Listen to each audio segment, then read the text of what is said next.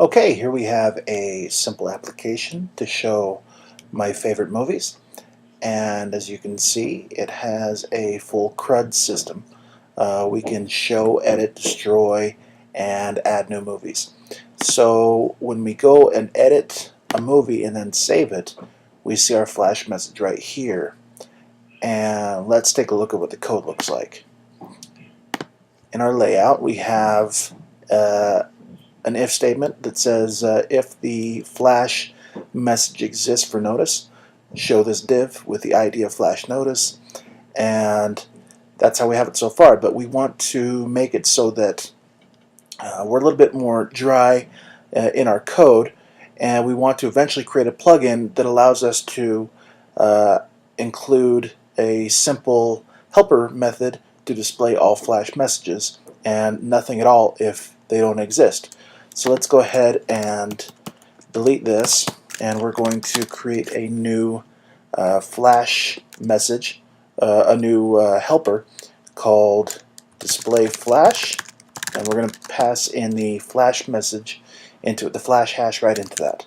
So let's go to our application helper and create our display flash helper, and we're going to start off by creating a simple array to capture all the divs that we want to return. Then we're going to loop through all of the flash messages and get the key and the value, and for each one we want to add a simple div tag which will show the flash. So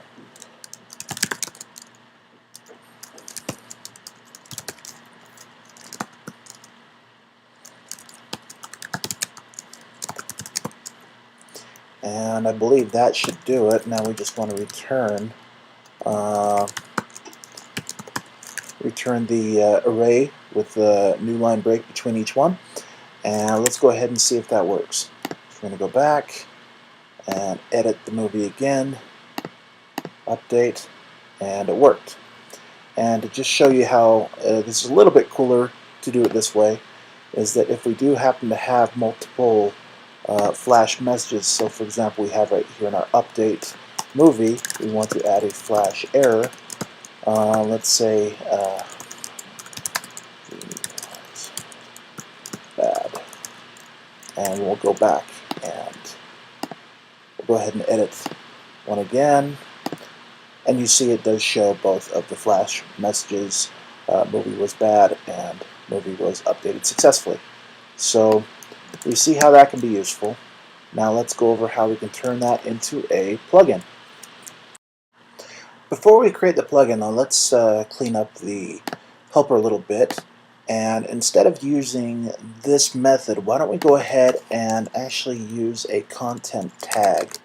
So we're going to do content tag and then pass in the value, and then the ID will be our flash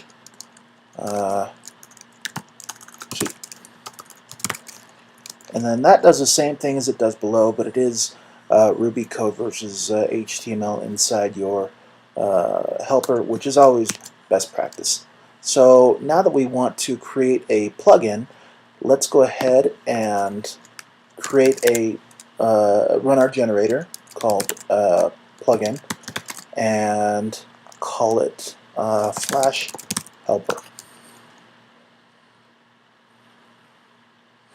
This creates all of the helper files that we need, or all of the plugin files, excuse me, that we need for this. So now we can go in and view that we have our flash helper here. The first thing that we want to do is create a flash helper. We want to take the code from our helper here and move it into a new module called flash helper. So let's do this, and we're going to take the code straight from here and move it into here. So now we have our new module flash helper, So the only thing we have left is to make sure that this gets included as a helper in the Rails application. First thing we want to do is require that file. So we're going to go ahead and do that. Then after that, the only thing we have left to do is send that view, or send that helper to the action view base. So action view,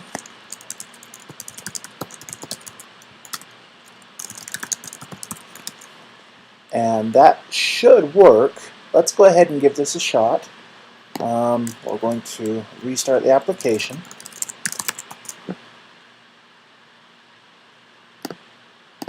And we will go ahead and edit and update it again. And there you go. As you see, it did use that. What's nice about this is that you can now include this Flash helper on any application that you write where you don't need to recreate this code. Very helpful. I hope this was helpful to you. I apologize for the audio on this screencast. I haven't got the right hardware yet, but I will shortly. But thank you very much, and